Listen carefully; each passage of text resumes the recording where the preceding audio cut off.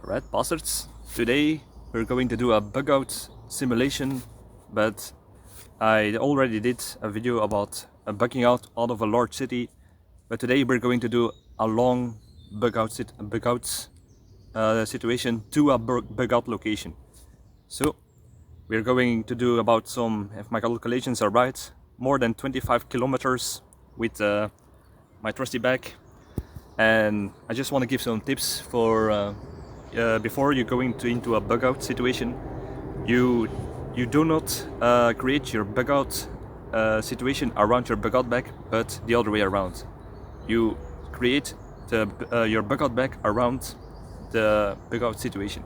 What do I mean by that? Today it's going to be very hot and it's going to be very sunny. So things like so you do not gonna get the same things like if you're going into like during winter or during spring. No, I mean autumn. So you have to change your bug out bag to that kind of situation. So today I'm going to be more adept to it. And how? First of all, like I said in the video before, the coconut oil is going to use as a sort of sunscreen. And one little tip for that: before you're going to do that, try to liquefy it. So, because like you can see, now it's still hard, but within an hour it's going to be more liquefied, and then I can use it on my face. So that's a little mistake I made before I started with my bug out. The second thing is, and actually the most important thing, is water. I did once the mistake to going to the Netherlands with only one bottle of water, and I almost got dehydrated on the way back because it was so hot. There was no water source around. So that mistake I'm not going to make again. I have everything to gather water from the scarce water sources that will be around, and I got 2 extra water bottles now. So that way I will normally be able to get to my bug out location within this kind of temperatures and situation.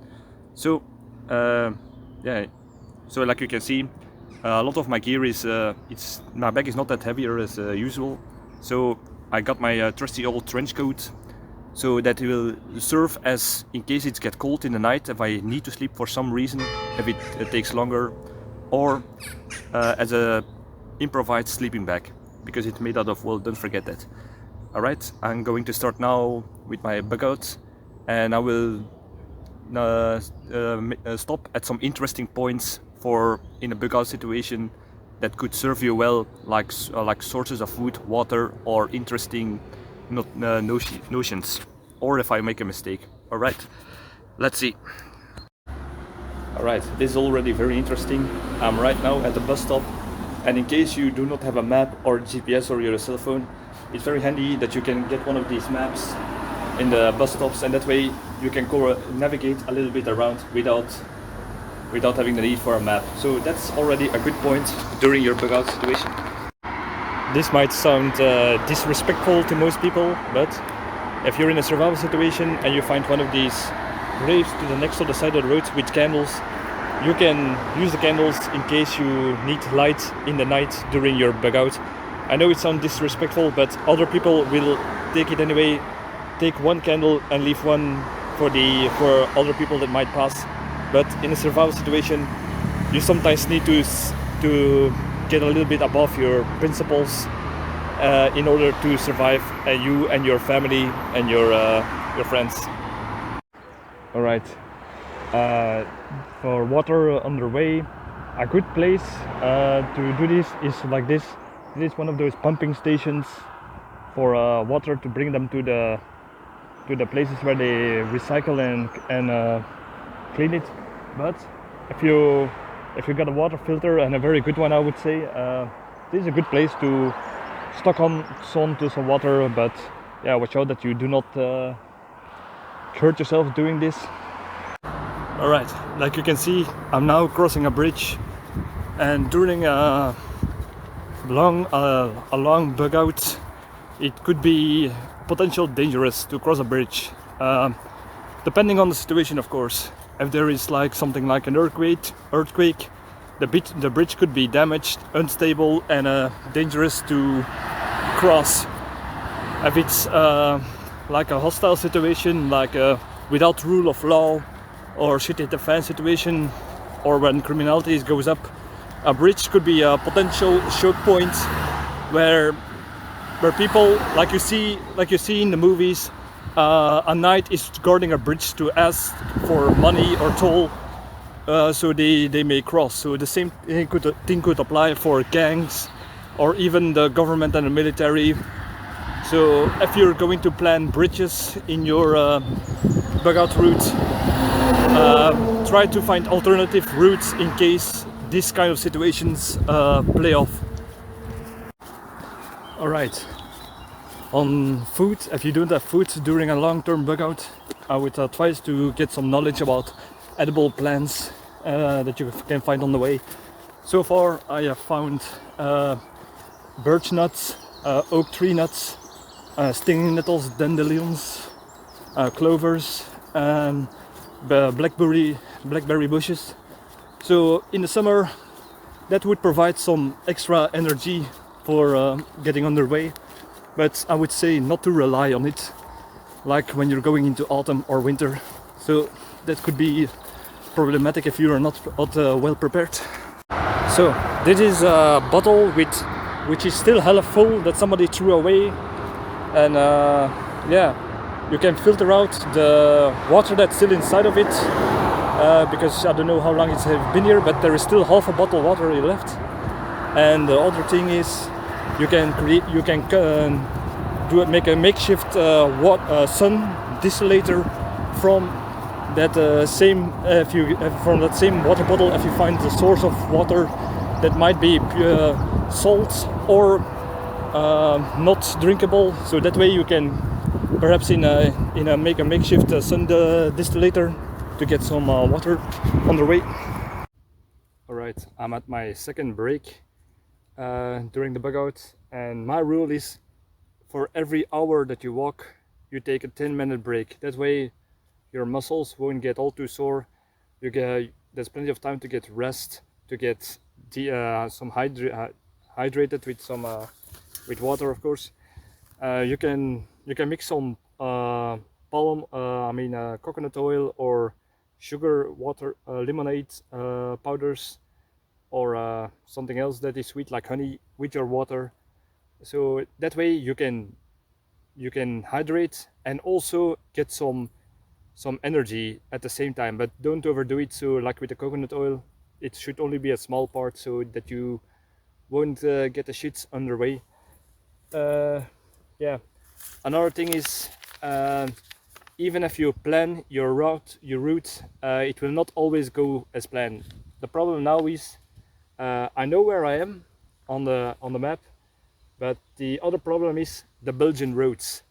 There are many there are always some workings on the road, and routes that change because they changed the routes and the ways. So yeah, that has sent me back at least 2 kilometers right now. I had to take a whole detour on the countryside just to get back on the main road, because I had to get on the back roads because you cannot walk by foot on the highways. So yeah, that's kind of bummer, but it's a good lesson to be learned. To be honest, the sun is in my in my favor and also in my enemy at the same time. Why?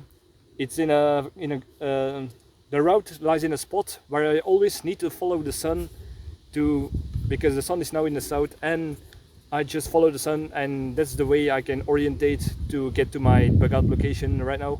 The other problem is the sun is in my way, so that means I always have sun in my face. So if I did not have my glasses, my hat, my coconut oil, I would be severely burnt right now. And that's something you need to think about when planning a bug out route. It's not only about the route, but also about the circumstances like weather, time of the year, the sun, and even the wind. Because if you know you're going always in a direction where the wind blows in your face, then yeah, you will need more time, will take more energy and more effort.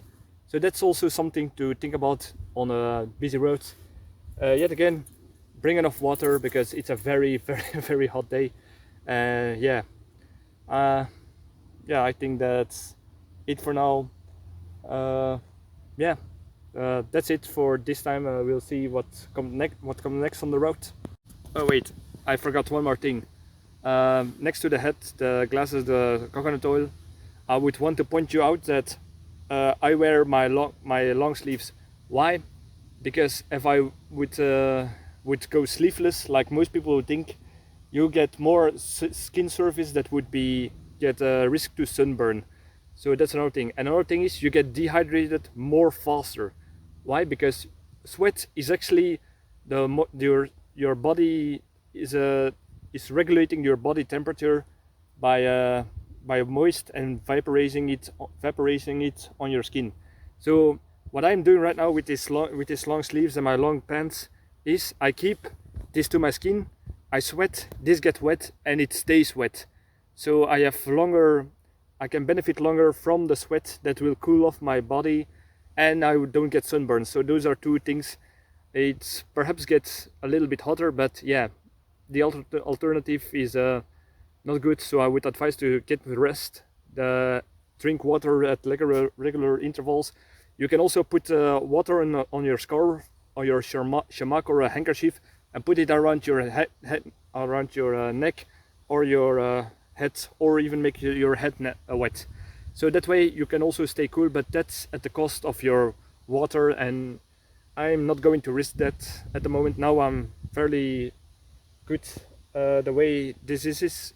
So yeah, that was another point I wanted to make.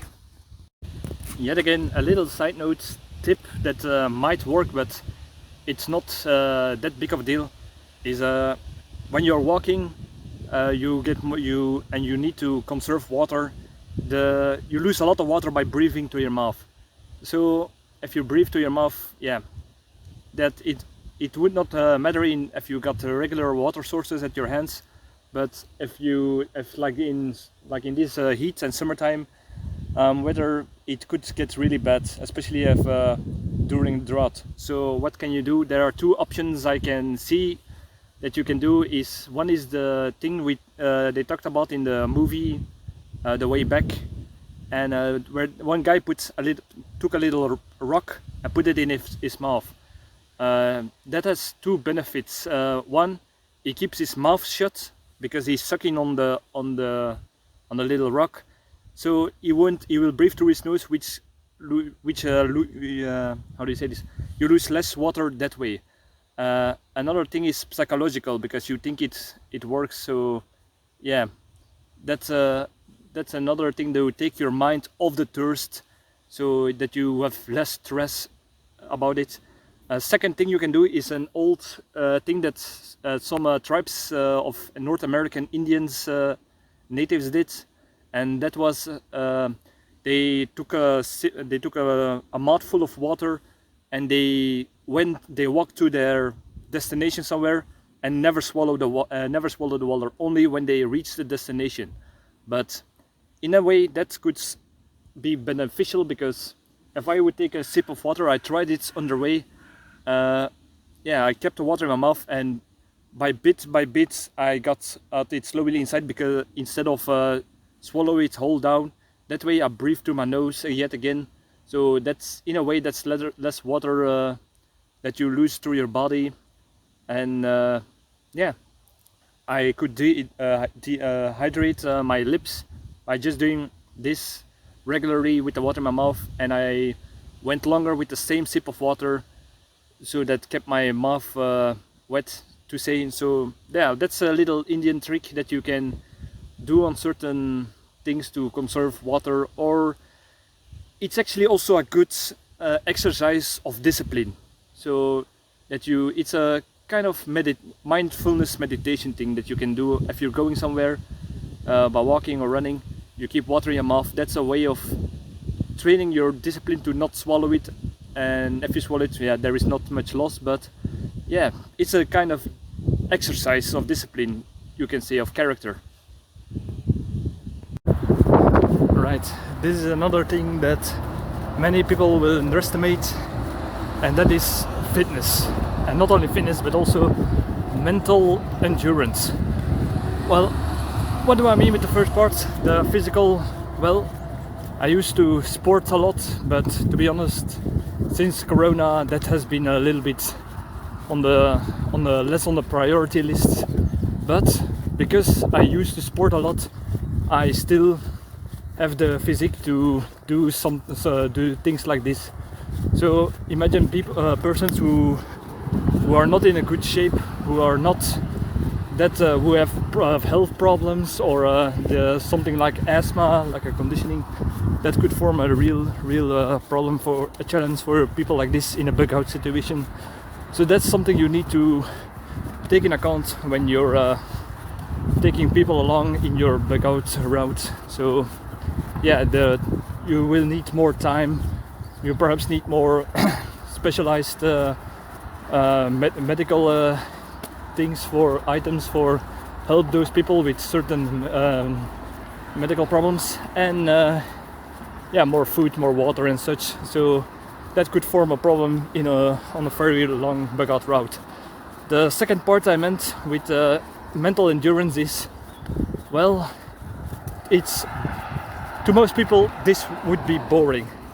Like, I can see one road now all the way to the horizon, and probably when I'm there it's still going to be the same long road. So yeah, for a lot of people, long, even short walks they find boring. So imagine if they have to do something like this, like 25 kilometers with just walking. So yeah, that could be a mental challenge to certain individuals. So take in account with that, especially when you have younger or small children. So that's something you need taken in account all. So I'm on my third break. So yeah, now I'm 3 hours and 30 minutes underway. I'm almost halfway, I think, and now I'm trying something different. During this break, because I sweat a lot and I have not eaten this today, I have mixed something with my water to give me some energy. So if you can see, I mixed this with salt and honey in my water. So the salt is for the electrolytes that you lose during profusely sweating, and honey is for sugars, for your blood sugar, for extra energy on the way. So this is hydrating, electrolytes and energy at the same time. So yeah, let's try it for a taste.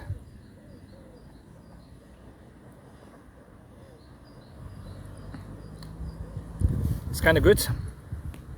I did not put that many salt in, but the salt that is in it is I don't taste almost because of the honey, the sweetness of the honey. So yeah, I will see what it gives, but it's good taste, it's refreshing, and yeah, it's delicious too. So honey, salt and water mixed together, and yeah, in a good balance with it.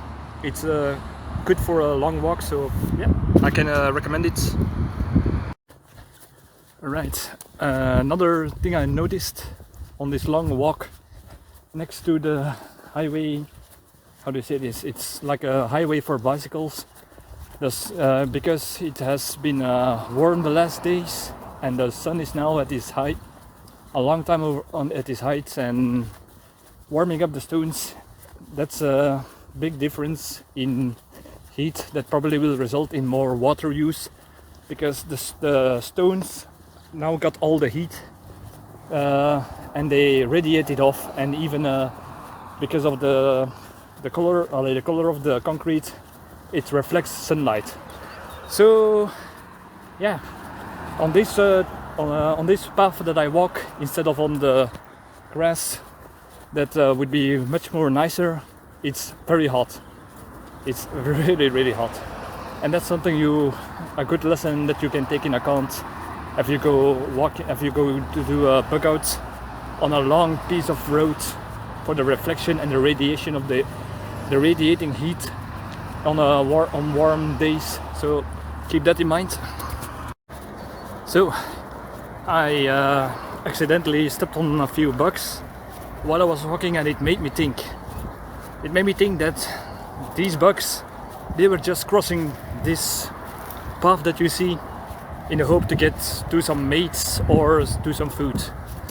And yeah, imagine when there is a disaster, thousands of people try to flee the danger, and yeah, not everyone will make it. And that's something I want to address with this point, which is everybody thinks they're the hero in their own story. So yeah, don't think like that, I would say. So if you start up with your bug out and you think that you will make it because you think you're the best, you're the most prepared, or whatever reason, just take always in account that something could go wrong, and yeah, then you are perhaps more prepared because you're not that cocky, you pay more attention, you're more alert and such. So that's just something that made me think about this. Alright, another point that I notice is the loss of concentration because of the long walk, the heat, the physical the physical work that I'm performing right here, and a little bit of the stress, because yeah, it's gonna take a long time still. So that's kind of putting a little dent into the morale, but no problem. But all these factors combined could lead to loss of concentration. So now I can just, this is a process that they in the US Army call cocooning, which happens a lot when you're in a desert or in snow areas or cold areas, marching for long times, and then soldiers they get into a cocoon. Their minds are put into themselves, and they are not paying attention to their surroundings anymore. I noticed a similar thing going on with me right now after it's been a long walk straight ahead, so without anything to see except passing cars. So yeah, imagine when the environment was hostile. Imagine there were criminals, desperate people who are less prepared, and see you as a way to get ahead if they are desperate enough. Yeah, gangs, criminals, even during a war, soldiers from both sides. Yeah, those are things that you need to watch out for. But if you're on the run for this long and you start to cocooning, that could become a problem. So when you are in a group and you are going to bug out for a very long distance, try to make sure that there is always someone on watch, somebody who is alert for no longer than 3 hours, because then after 3 hours of watch, then most people lose their concentration anyway, no matter who they are. So if you're in a group, start to make arrangement that within 3 hours that person is going to keep alert to the environment for hostiles or for something else, and then the second person, and then the third person, and then you keep switching that, so you have always somebody alert in the group for watching out for danger. So that's another tip for you.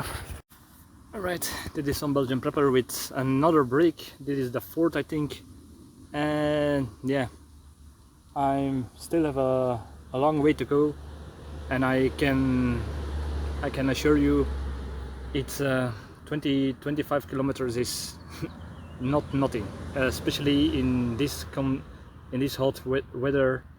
I did not find any water source that I can drain from without trespassing, so that's another danger that you can face on a bug out. So yeah, I still have one full canteen bottle, but my other is just emptied, and I'm glad that I did not waste any drop of that water before I came to here. So yeah, I would advise to get, especially when there is hot weather, get 2 bottles of water instead of 1. Water is the most important thing. I can already. I must also say that the sugar, how do you say this? The honey salt water mix is very good. I'm still full of energy. I do not have muscle cramps, even though I have not eaten all day and only drink purified water. So that's water that does not have all the minerals. So yeah, I will call this mix virgin grog, named to the drink that the English sailormen and army men got in the 17th to recent history. So yeah, I will call it that. I will make a video about that. And don't forget, I'm wearing my bug-out bag, my big bug-out bag. It's lighter than usual because especially for the hot weather, I took some things out that I do not need now, or I can improvise on another way. So yeah, that's something you need to think about before, and when you start to make a bug-out bag or make a bug-out plan, is train with it. Train with it, because your legs will feel sore. Even though I take a lot of walks with my bug-out bags, I'm still sore. So imagine somebody who has never done this before. So keep training, try out the balance of your bug-out bag, and yeah, and it will be fine when the time really comes. And if it's not there, it's a good way of exercise. So yeah, I don't see anything wrong with it, only benefits. So let's see what the next thing brings. All right, remember when I said that unexpected things could happen in your bug out? Well, something unexpected happened with me that I lost some time with, and that was an old guy that was stuck in a field with a rollator, one of the small carts with 4 wheels that you see old people in. He was in the middle of a potato field. I don't know how he got there, but me and a passing by cyclist, it took some effort to get him out of the field. But yeah, those are things that apparently could happen. So yeah, you can always lose time, but it's harder to win time. All right, I finally found a source of water. So hooray! The bad thing, mosquitoes. Oh, it's mating season and they need their blood. That's, I can assure you. So that's not only just bugs like those horseflies that can be annoying during a bug out, but especially mosquitoes will be a pain in the ass, and on moments that you don't expect, like when you finally found the source of water. And yeah, a lot of mosquitoes. No further words about this, but something to warn you for. Alright, I took my 5th or 6th, I cannot remember anymore to be specific, but the thing is, I'm almost there. I'm over 2/3 of the way, so yep, I'm almost at my bug-out location. And I just want to mention one thing, the need of water. I will probably only need 2 canteens of water for this 25 kilometers in a high temperature weather, but it's not because somebody else can do this that everyone can do it. It's specific to everyone has this specific tolerance for water, lack of water and dehydration. So yeah, if you're from like people from Australia, like the Aboriginals who always lived with a little water, yeah, they have more chance that they can survive longer periods without water than by part of genetics and part of their culture. But let's compare it in contrary to somebody who always lived in a city in the West. So yeah, I think that's a big difference in what you need for water. So that's something you need to look out for. All right, it's time to confess something, and that it's I'm starting to get it very difficult to eat because of the hot weather. I'm more of a winter person, but it's something, how do you say this? It's you know where your line is if you ever cross it. Well, this is this is one of those ways that you know where your limits are and try to push a little bit over it so the next time you can do better. So yeah, the biggest problem that I did now was I wanted to get at my bug out location too fast. So I did not take long enough breaks, and I went a little bit too fast. So that's now why I start to feeling it to my feet. I pushed it a little bit too far. So that's another thing that you need, that if you're going out to a bug out or a bug out location or doing something that involves long walks, don't push yourself too hard, because today you will have to do such a amount of distance, but next day you will have to do it again or back. So that's something you need to take into account. Alright, it's time for another break, and because I sweat profusely, I decided to put again some salt in my water with a little bit honey. So yeah, for energy, and because I sweat so lot that I don't want to risk getting muscle cramps from the heat. So yeah, take breaks now and then. That's very important. I'm finally at the bug out location. I'm running at my last fumes, to be honest. And if I didn't find that water source earlier, I would have been in big problems, or I would have asked, but that would have failed the experiment.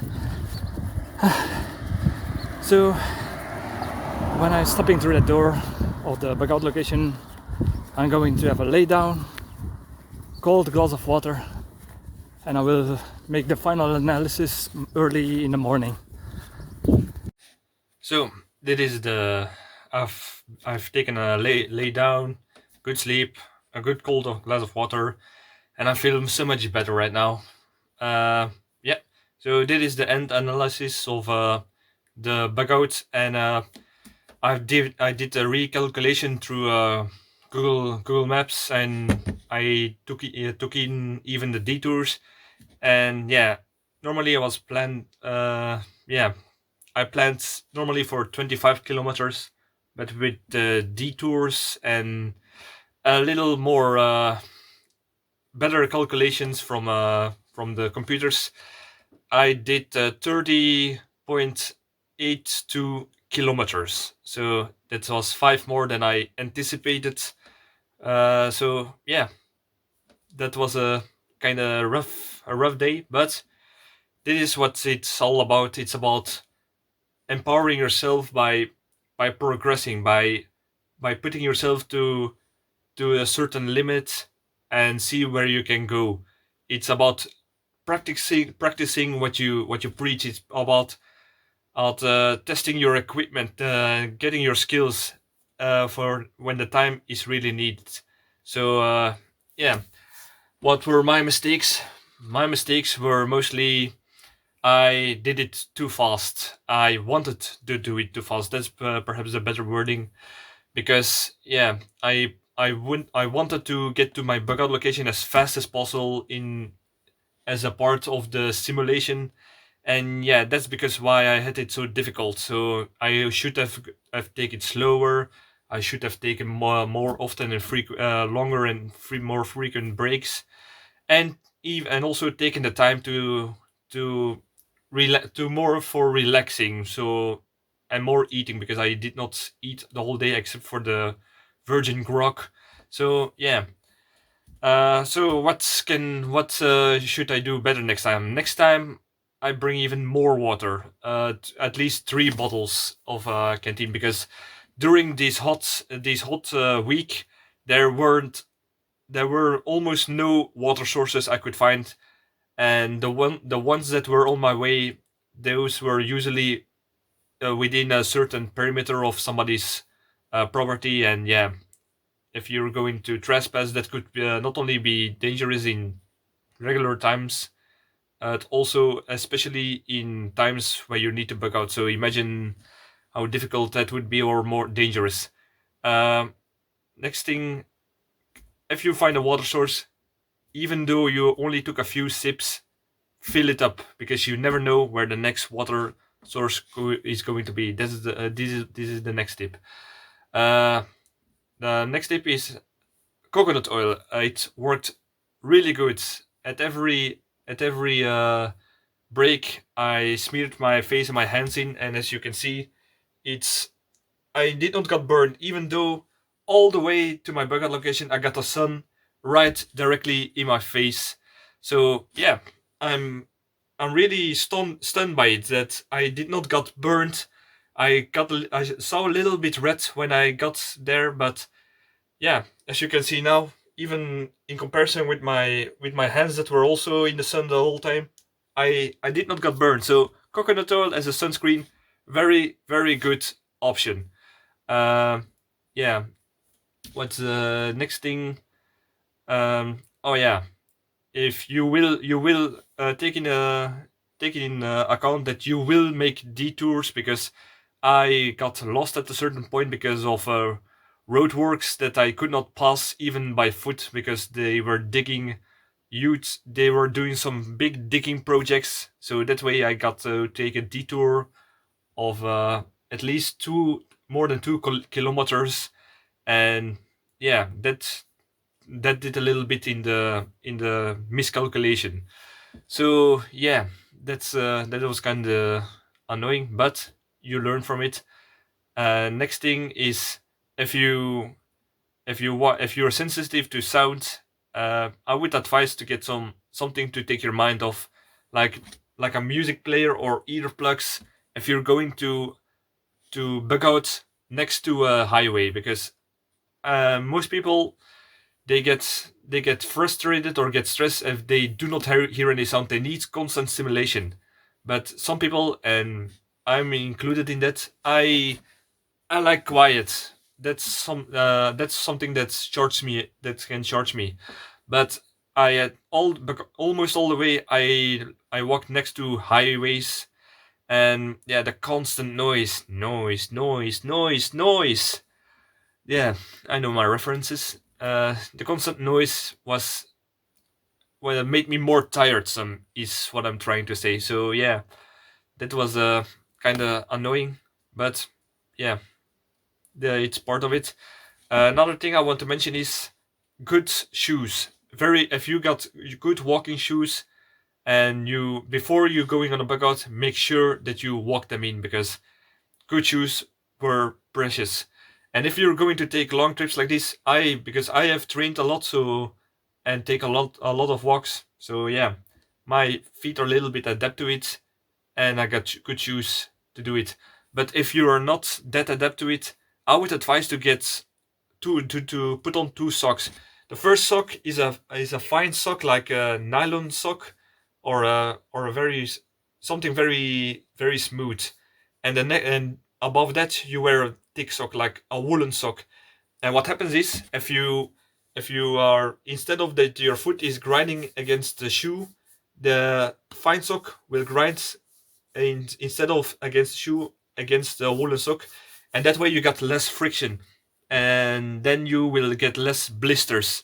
So that's a very good tip. The American US Army is experimenting with this thing, and I did it also a few times with long walks, and I can assure you, I did it during hiking trips, and it works. I never got a blister when I wore a fine sock and a big sock at the same time. The next thing that is good about the woolen sock above it, is it creates room, so your foot wouldn't be squashed within your shoe, and yeah, it will make some room that it can absorb the sweat of your foot, so you will less get wet feet of the sweat, and therefore, yeah, it can breathe a little bit, so you can go a little bit longer. uh all right, what is the next point?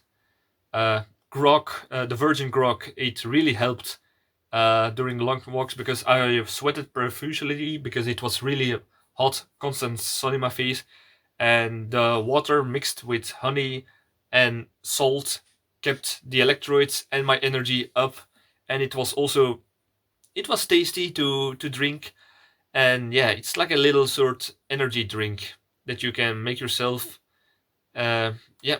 So what did I learn next? Have the will. That's perhaps another thing. I got a certain goal in mind, but if you or somebody else in your group is not agreeing with everything that happened, is annoyed, irritated, full of stress, did not want to go, that could form a real problem. So if you got to stock yourself or somebody else some courage in motivation, that sort of thing, because otherwise it will take even longer. Um, Another thing, the heat. Yeah, the heat. Like I said before, if you walk on concrete that has been in the sun all day, it will radiate heat, reflect the sun, and yeah, that way it will make it very more harder to walk into, especially if you're like me, a little bit, yeah, that you cannot stand the heat very well. So always be prepared. If it's in winter, get extra clothing. If it's in summer like now, the glasses very important, because your eyes will get really fucked up if you get constantly sunbeams in it, and you can watch better on for in your surroundings for when there are dangers, or for looking for, if you for navigation points that you can look out for.